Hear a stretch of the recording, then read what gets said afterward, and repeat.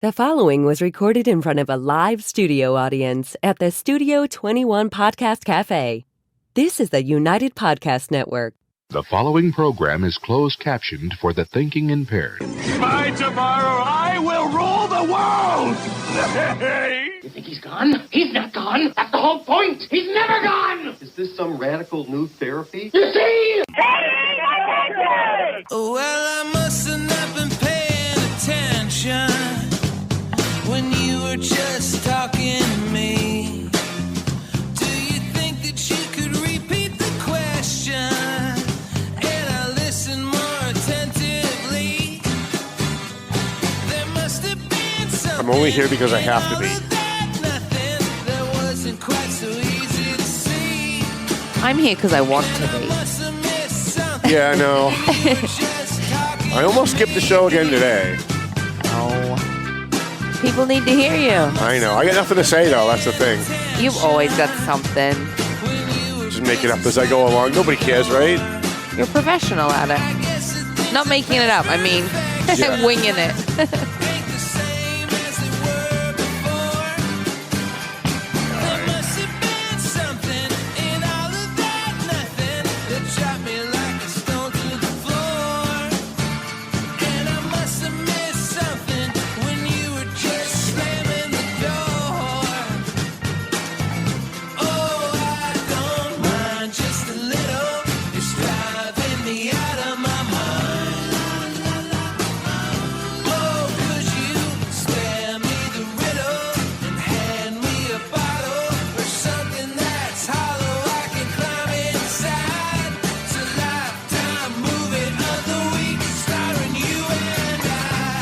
Everybody now. Wish you guys could see Chrissy dancing over on the side here. It's pretty cute. It's been a couple weeks. I missed you. As a friend. Yes, as a friend. Just to clarify. Oh, you have no idea how funny that is for so many other reasons. Yeah, I assume there's an underlying joke I'm not aware of. I'm probably the only guy in the world that has made it out of the friend zone. Oh, nice. On multiple occasions. Party.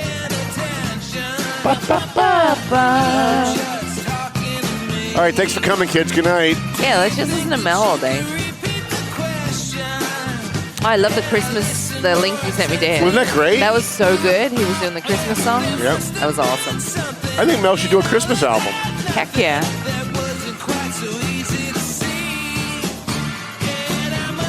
By the way, thanks for this. You have no idea how much I needed it. I knew you were going to need it Oh, today. my God. Keep those coming. Have we ever made it all the way to the end of this song? I don't think so. What do we do when that happens? I don't know. Let's find out. Okay. Let's wait and see what happens at the end of the song. I think it just starts again or it just stops. Wait for it. Wait for it. I'm like Radar and MASH. Oh.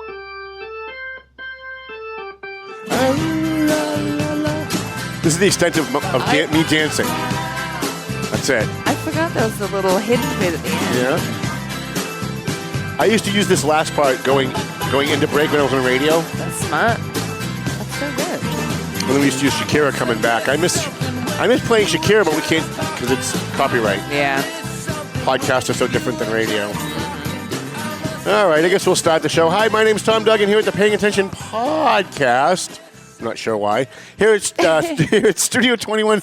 So positive. Hi, Top. Two Guys Smoke Shop at Studio 21 Podcast Cafe. So we weren't here last week, and I almost was not here today. I was here. Chrissy was here, though. She's always here. A few things I want to talk about. The Valley Patriot is on the streets as it's on the streets if you're in Dracut, Lawrence, or Methuen, or Haverhill. You can get your Valley Patriot. Andover, no, I have a driver that does Andover, North Andover, Newport, Boxford, Georgetown, and I think one at Groveland. And he had heart surgery a couple, maybe 4 or 5 weeks ago, and he's still not back. Okay. So I haven't found anybody to do those routes. So I'm kind of like, while I'm driving around, if I got a friend in the car, I'm like, let's do Main Street, North Andover, before we go back to the office or whatever. So I'm doing Andover, North Andover piecemeal. Most of those papers should be out within the next day or two. And I have to tell you, the front page of the front page story is, if you watch this show on a regular basis, you don't even have to read the front page story because we took the best answers from the two police chiefs that we heard 2 weeks ago who were talking about the opioid crisis. We transcribed their best answers and we put them in print because a lot of people who read the Valley Patriot don't see the podcast, don't listen to the podcast. So we've got, all this cross-medium stuff that we're doing between the website, the podcast, the print media, and you would think that people who watch the show read the newspaper and vice versa, but that's definitely not the case. And if you look at our numbers on our podcast numbers, or even when we pull up the website numbers on who has visited the website and read, news stories throughout the week, it's all over the place. So we have about 20,000 readers of the print edition who read the physical paper, and only about a third of those, maybe it's actually less than a third, actually pay attention to what we do online. Right. Because a lot of people who read the paper are elderly voters, right? And they're not online, most of them. Although after COVID, some of them are starting to. They're starting to figure out Zoom and what's that Twitbook thing, and they're trying to work it out. So we are getting more and more people who are a little older following us online, following the podcast. But for the most part, they're three totally different audiences. In fact, I've got about 16,000 people following me on my personal Facebook page. We've got about 12,000 who follow the Valley Patriot page. And when I did a cross-reference to see if it was all the same people, it's almost none of the same people. So if you're following the Valley Patriot Facebook page versus my page, the difference is I don't share my opinions on the Valley Patriot page. The Valley Patriot page is for news. And I always said and always believed that a news site, a news organization shouldn't be in the opinion business. And yes, we write one editorial every month, but for the most part, if you go to my page, you're going to get my snarky comments about, President Mr. Magoo and, what I think about certain city councilors and all that. But if you go to the Valley Patriot page, you're not going to find that. And it's always interesting how people who are elected officials themselves, even though they're in the business, have no idea the difference between Tom Duggan, the reporter, versus Tom Duggan, the guy who's got an opinion, who kind of follows this stuff and has things to say about it. And I often have, especially in Methuen, but in other places too, people say, yeah, but you're not objective. And I always laugh at that because nobody's objective, right? Everything that we see, everything that we interpret in our lives is based on our personal experiences and what we think about things and where we're coming from, what our political views are. So nobody's really objective all the time. In fact, being objective, I think, is an incorrect phrase. You can be objective about something. For example, I have a couple of friends over the years that have had relationship problems, and they've come to me and said, do you think you could just kind of listen to both of our sides and be objective? Well, listen, I love both of these people, right? I like one more than the other, but if you're asking me to sit here and be objective and listen to both your stories and come to a decision as to, what I think about what's going on, I can be objective, but a person isn't objective. It's not something that you are. It's something that you can be. And I know this is just a little too difficult for most of the elected officials because most of them are just not very bright. But there is a big difference between, for example, Anderson Cooper can come on CNN and do he doesn't, but he can come on CNN, excuse me, and give a straight news story. Here's what happened. The president said this. The opposing party said that. And if it doesn't get passed, this is what's going to happen. And he can be objective. CNN doesn't do that, obviously. They come out and say Donald Trump's a lying liar who lies, and you should think that he lies because we think he lies. But they can be objective. And in fact, in the last week, I was shocked that Jake Tapper on CNN, of all people, one of the least objective people alive, one of the people who makes no effort to be objective about anything, actually had a moment of objectivity last week. Wow. And he had on the Michelle, I think her name is Michelle Walensky. She's the head of the Centers for Disease Control. And boy, did he put it to her. And again, I had to look up twice to make sure I was watching CNN when I was listening to him talk. He had her on by Zoom, and he's asking her, well, wait a minute, we've now found out that 43% of the COVID hospitalization cases that have been reported over the last 2 years are fake. They're not real. There are people that went into the hospital because they had to have a hip replacement, a knee replacement, and they tested positive when they got there. And the hospitals were reporting that to the CDC, but the CDC was counting them as COVID cases. Now, if I'd had time, I would have brought in the clips of me and Neil Perry the week after the country got shut down. And I went through this back then, 2 years ago, the week after the country got shut down, saying this is all baloney. Don't believe the numbers. Don't believe what the government's telling you. Even though it was Donald Trump who was president at the time, I continued to come in here and say, don't believe what the government is telling you. The government lies. Now, it's amazing how many people want to just conform. It is amazing to me how many people just want to do what they're told. They don't want to question authority. They don't want to question anything that's going on. And by the way, not only do they want to conform to whatever they're told to do, they want to yell at you for not conforming because the fact that whether it's not getting a vaccine, not wearing a mask, whatever it is, they're mad because by virtue of you not conforming, it's highlighting the fact that they are conforming.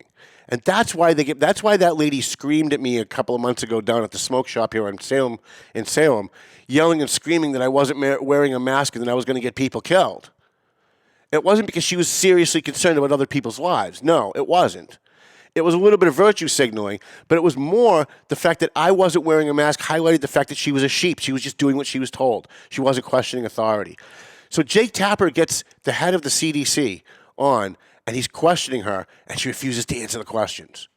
And he kept saying, but how is it that this happened? Why would the CDC count cases of people that were going in for, say, heart surgery who coincidentally tested positive for COVID? Why were they counting all of those people as COVID hospitalizations? And in fact, there have been people who have died from car accidents whose bodies tested positive for COVID post-mortem, and they were counting the deaths in the national numbers as COVID deaths. Now, I remember when that conversation happened, Neil Perry was here. And he is, for whether you like him, you don't like him, he's a sheep. He's going to follow. He's going to conform, right? And so he kept looking at me going, oh, come on, Tom, you think it's a big conspiracy, Tom, it's a conspiracy theory. It's because of where you come from, he kept saying. Well, you've got a bias. You're a right-winger. Well, yeah, all of that is true. All of that, I do consider myself a right-winger. I'm not a Republican, so please stop calling me a rhino because I'm not a Republican. But I am a conservative. I am a right-winger. If that's what you want to label me, I'll accept that. But that has nothing to do with any of this. What this has to do with is the fact that we have watched year after year how our government has lied to us about so many things. It's ridiculous. I mean, we know now that the Gulf of Tonkin never happened. We know that that what we were told about why we went to Vietnam. Let's just go back to Vietnam, right? What we were told about why we went into Vietnam, we now know was a lie. We know it was a lie. And how many other things were a lie? How many other things did the government do that they just outright lied to us over? I mean, we were told that there were weapons of mass destruction in Iraq. The government just outright lied to us. And yet, no matter how many times they lied about Iraq, they lied about Afghanistan, they lied about Vietnam, the Tuskegee experiments, the government lied to people. They have lied and lied and lied and lied every single day of every single week of every single year since I've been alive. And yet the government comes out and says, okay, stand on your head and recite poetry, and 50% of the fucking country is going to stand on their head and recite poetry and get mad at me for not doing it. I think if there's going to be a theme to this show for however short it's going to be, because I don't plan on being here for very long, although sometimes those are the longest shows, who knows, right? Is that we need to start questioning authority. We need to start questioning what we think we believe. We need to start questioning who are the experts among us, because we were told by experts. I remember Tony Fauci, the god of the left and the demon of the right. I think he's probably somewhere in the middle, although I think he's closer to being a demon than a god, but, that's up to interpretation. He came out and told us right before the lockdowns that masks don't work. Remember that? Masks don't work. He said the only reason to wear a mask would be to virtue signal, to show people that you're caring about someone else. It's just a placebo effect, he said. It's exactly what he said. He said it was a placebo. And then a few weeks later, he's talking about not only locking down the country, which, by the way, we were told was going to stop the spread and never did. Another lie by our government. But weeks after that, he told us not only do masks work, but we should be mandated to wear masks. And then we were told, by the way, that we have to get a vaccine. You got to get a vaccine. And by the way, every single moment of every day that you put on the news, whether it's Fox, CNN, MSNBC, whoever it is, it's vaccine, vaccine, vaccine, vaccine, vaccine, vaccine, vaccine, vaccine. They just keep talking about it and talking about it and talking about it. Why? Because they want you to comply. And they've told us that the vaccine works. The vaccine works until people started getting COVID with the vaccine. And then they said, oh, it works, but it doesn't stop you from getting the virus. It just stops you from getting more sick. Now, how do you measure that, by the way? If you're a skeptical person like I am, how do you measure whether or not you would have been more sick had you not had a vaccine? There's no way to measure that. There's no way to know it, right? There's no way to know what would have happened had you not done something. There's no science on it. So how do they know? And then this Omicron variant comes out, and most of the people, vast majority of the people who are getting this Omicron variant of the coronavirus have had the vaccine. So now let's review, just on these few things alone. We were told masks don't work, then we were told to get to wear a mask. Maybe you should wear 2 masks. Maybe wear 3. Maybe that'll help. Come to find out they don't work. But get the vaccine, because if you get the vaccine, you won't die. Oh, people are dying? Oh, all right, well, if you get the vaccine, you won't get more sick. The government has lied to us and lied to us and lied to us. Why? Because that's what governments do. It's not just our government. You think the Chinese government tells their people the truth? You think the government of Indonesia tells their government tells their people the truth? Russia, you think Putin is telling his people the truth about everything going on? No. Governments, by virtue of being a government, are going to lie to their people because the people who run those governments want to either maintain power or seize power. And that's what government is all about. In this country, it used to be about the government protecting our individual rights. That's gone. That America, the America I grew up in, is gone. It doesn't exist anymore. Because now you've got 50% of the people in this country who believe that it's the government's job to tell people what to do. It's the government's job to force you to do things that are in the health interest of the country, even though they're not really following the science. And they've lied to us about global warming, which used to be global cooling until it stopped cooling, and then they said it was warming until it stopped warming, and then when it stopped warming, they called it climate change. It went from global cooling to global warming to climate change. And, when they finish changing it, it's just going to be what it has always been, which is just weather, right? It's what it is. The Earth has been warming and cooling off and on for the last 2 billion years, long before people were here. There was an ice age, there was a dinosaur age, but the dinosaur age ended when the ice age came. And it wasn't because of fossil fuels, cow farts, and the emissions coming out of your car. So the government lies to us. They lie at the local level. They lie to us at the state level, for sure at the state level. At the state level in Massachusetts, they told us that they had to ban Newport cigarettes. I smoke Newports, all right? So when I need Newport cigarettes, I have to, in my condition, go down to my car, drive to Salem, New Hampshire, get out of my car, go buy a carton of Newport cigarettes, and then go back to Massachusetts, because the Massachusetts legislature and Charlie Baker told us that Newport cigarettes were the gateway to teenagers smoking, and that a lot of teenagers start with the flavored cigarettes, the menthol cigarettes. So we're going to stop that. And by the way, while they were doing that, they outlawed flavored vaping pens, which I'm not sure why those are even legal to begin with. Like, I'm not for outlawing something once it's out, but before it comes out, there should be some kind of test to show that it's going to be completely safe, and we know vaping pens are not. But they banned the Newports and they banned the vaping pens because it was going to attract children. But you know what they made legal? Putting weed in candy. You can go get gummy bears with weed in it and get as high as you want, but you can't buy a pack of Newports. You can't get a vaping pen that's an orange flavor or a strawberry flavor, because that might attract children. Candy with drugs in it, that's not going to attract children, though, right? Right. So I guess my point here at the beginning of the show is the government lies.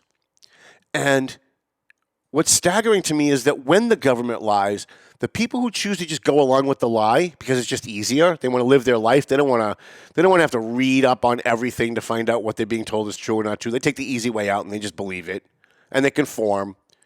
But then they turn around and they harass the people that don't. Right? You're a conspiracy person. You're a crazy person.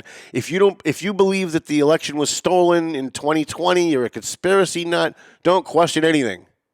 Today, the head of the Oath Keepers was arrested by the federal government. Now, if you had any doubts whatsoever whether or not the so-called insurrection of last year of January 6th, I think it was, if you had any doubt at all that the federal government had law enforcement agents in that crowd pushing into the Capitol and doing it to hurt the Donald Trump cause, if there was any doubt at all, today's news that they arrested the head of the Oath Keepers should tell you everything that you need to know. Now, I know a lot of the Oath Keepers. I've spoken to their groups many times. We've had pro-police rallies. In fact, we had a pro-police rally. Joe Solomon and I did a pro-police rally in Methuen, I'm going to say like maybe 10, 12 years ago, maybe 10 years ago. I'm always off on the time, so don't hold me to the time. Could have been 6 years. We did it at Methuen High School, and it was right in the middle of all the BLM stuff. Cops were getting shot. There were riots all over the country, and we wanted to show support for law enforcement. And the morning of the rally that we were going to have, went on Twitter and found out that Black Lives Matter, the Boston group, was retweeting all of our tweets and letting all of their peeps know that we were having a pro-cop rally. And we had seen what they had done to other pro-cop rallies. They'd gone in and committed all kinds of violence and hurt people. So I immediately tweeted a guy that I had met up in Vermont who was an Oath Keeper. He's one of the big guys, like in the Oath Keepers. He's like one of the grand poobahs. And I said, look, this is what's going on. We want to do this in Methuen, but BLM is tweeting all our stuff. We're afraid they're going to come and cause trouble. And we don't need trouble in Methuen. They showed up with 15 guys on motorcycles, armed, 15 armed guys on motorcycles, and surrounded the entire thing at Methuen High School to make sure that nobody got in that wasn't supposed to be there and that anybody caused trouble was going to be dealt with very quickly. And after that, we went out and we had some dinner, and after that, we got to be pretty good friends. And I have to tell you, if they're going after Oath Keepers now, nobody's safe. You're not safe. I'm not safe. If you belong to the local exchange club, the Rotary Club, the Lions Club, whatever it is that you belong to, nobody's safe if they're going after these guys. There is zero evidence. I don't care what the federal government says at this point. There is zero evidence that the Oath Keepers planned an insurrection. We know what happened on January 6th. Anybody who watches it with even a slightly objective mind knows that on January 6th, Donald Trump had his final rally, and members of the federal government who are and have been loyal to the other side, the Democrat Party, through all of Donald Trump's 4 years, infiltrated that crowd and worked their way to the Capitol and pushed their way into the Capitol and encouraged and yelled and screamed on bullhorns for people to invade the Capitol. And that's why it happened.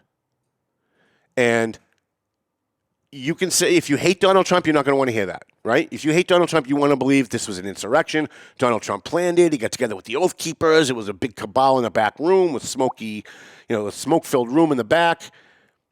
But come to find out, the evidence says so totally different. There are multiple people who have been identified on video by multiple national news mediums that are credible that show there were people that were at the front of the line of this so-called insurrection that were encouraging people to storm the Capitol, that were pushing through the barriers, that were pushing through the police officers and yelling at people to continue to push in. They were inciting a riot. That's what they were doing, and they did it. They incited a riot. They incited a so-called insurrection. Now, we keep hearing this word insurrection. It's not an insurrection. What happened in Afghanistan was an insurrection, all right? That was an insurrection. The Civil War in this country, there were insurrections going on in this country. But a bunch of guys going in and walking around and stealing paper clips and, there was no violence committed by almost none of the so-called protesters, so-called insurrectionists. There was almost no violence committed by them. When they finally got into the building, they weren't looking to kill anybody. They were chanting, yeah, kill Mike Pence, whatever. But when they got there, they weren't doing it, right? If you were going to really try and take over the United States of America, first of all, taking over the Capitol isn't going to do it for you. Because you can take over a building, what does that mean? It doesn't mean anything. We still have a functioning government. We still have police officers and a president and all the other stuff. So I hesitate to call it an insurrection, although I did that day because, boy, I got swept up in it. And it sure looked bad. But now, a year later, what we know for sure is that they were members of the federal government, whether they were employed or they were agents of the government or they were confidential informants of the government that went out and committed some of these crimes. And by the way, we know that anybody who says that that doesn't happen, we know it's happened. Go back and look at Martin Luther King. The federal government infiltrated all of those civil rights groups. And whenever they were getting together to march over a bridge or to march for civil rights, they would inspire violence because they wanted the civil rights movement to fail. And we know this because it's documented. There have been court cases. There have been books written about it. There have been documentaries about it. And yet, as Americans, as free-thinking people, we can know that the government lied to us about Iraq. They lied about Vietnam. They lied about Afghanistan. They lied about a lot of things daily. And when someone comes out and says they lied about this, no, Tom, that's a conspiracy. It's a conspiracy theory, Tom. You're saying that because you like Donald Trump. No, maybe you're taking your position because you don't like Donald Trump. But when Donald Trump was wrong, I remember coming in here and doing at least 3 shows about the things that Donald Trump had done that were just utterly stupid and why he shouldn't have done it. And just because I supported Donald Trump doesn't mean I'm a blind follower like the people who, well, I would say a lot of the people who condemn me when I try to defend when I think he's right. We have been lied to and lied to and lied to, and that's the theme of today's show. And why is it to depress you? No, it is somewhat depressing, though, when you think about it. But it's because people need to start waking up. We need to start waking up, especially at the local level, especially at the state level, because that's where you have the most control. You know, at the federal level, we don't have really much control. We can believe it or disbelieve it, but it's mostly out of our hands. At the state and federal, at the state and local level, we have a lot of control over who represents us and what are the themes and the policies and the positions that they're going to hold once they're in government. But even at that level, we get lied to. I mean, how many times did Neil Perry sit here and say, no, Tom, there's no us versus them.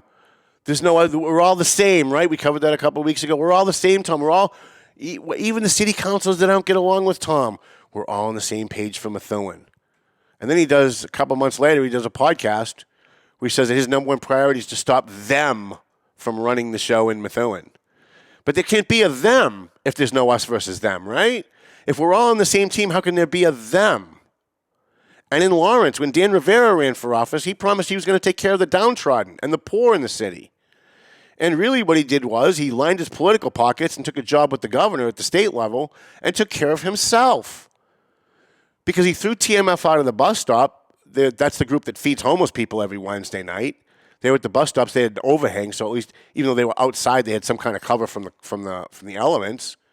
And then he had the DPW bulldoze homeless encampments throughout the city on a regular basis. In fact, I used to go live on Facebook, drive around the city when I'd go to police calls, and in between, I'd go to like some of the tent cities that were way out of the way and bring them like blankets and food on a cold night because people would donate them and bring them to me and say, if you're driving around, you see a homeless person, here, give them a blanket. So I was like, all right, great. Sounds like a good idea to me.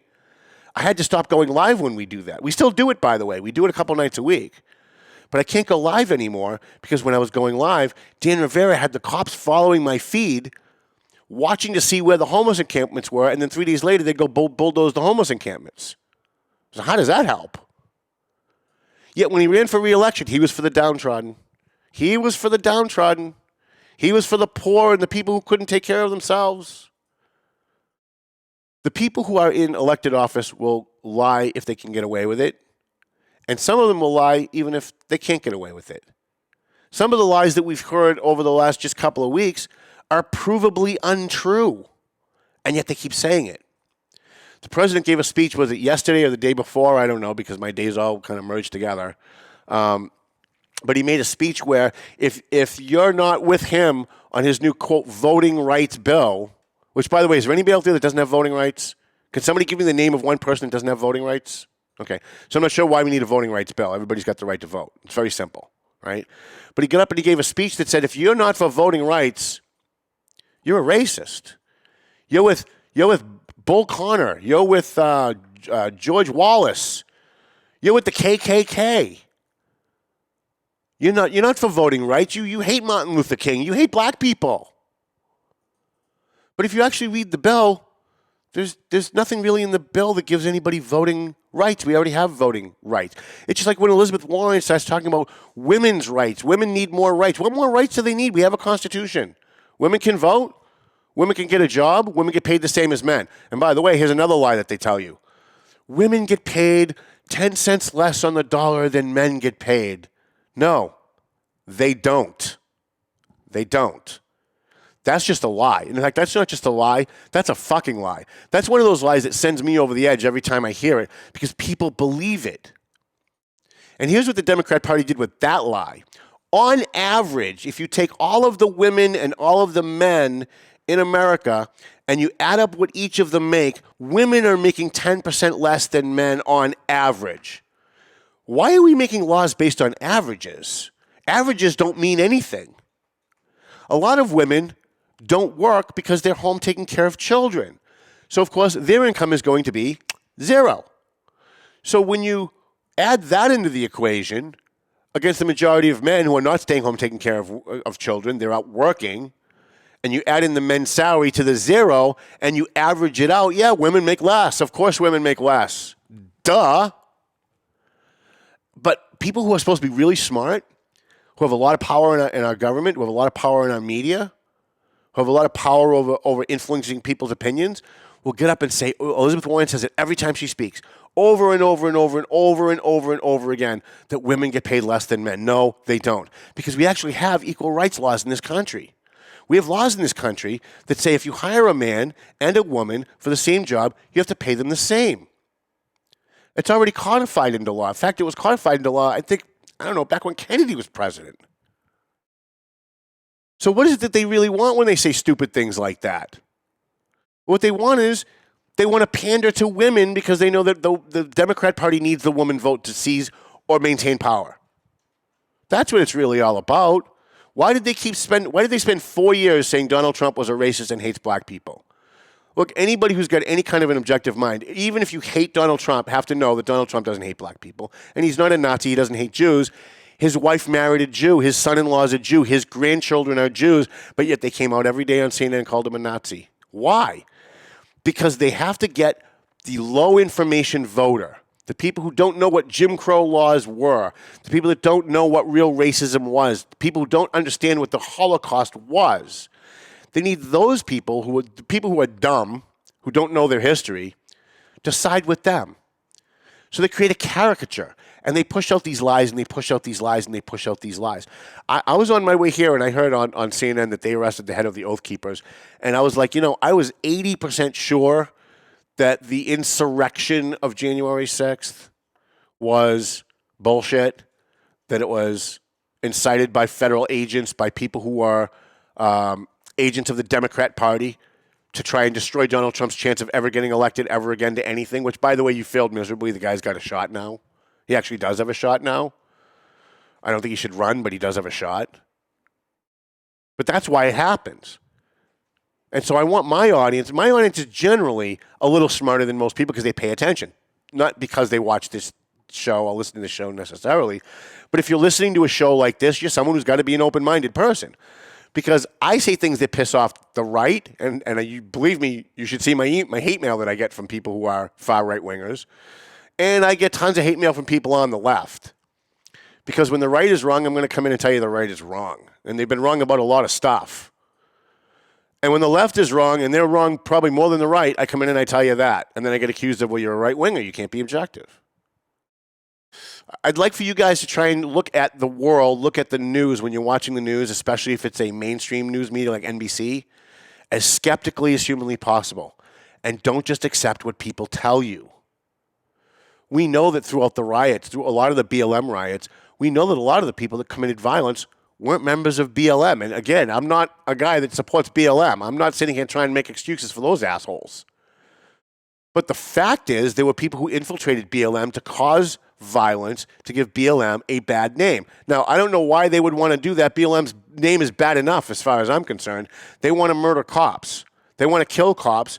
They want no law enforcement. They want chaos in our streets. They want to open up the jails, and they want all of the prisoners to be roaming free to victimize the rest of us. That's what they want. And yet there were still members of the government, there were still people associated with the government who infiltrated BLM to incite more violence to make them look worse than they already did. There's proof of that, by the way, if you look at any of the videos that you watch on Twitter.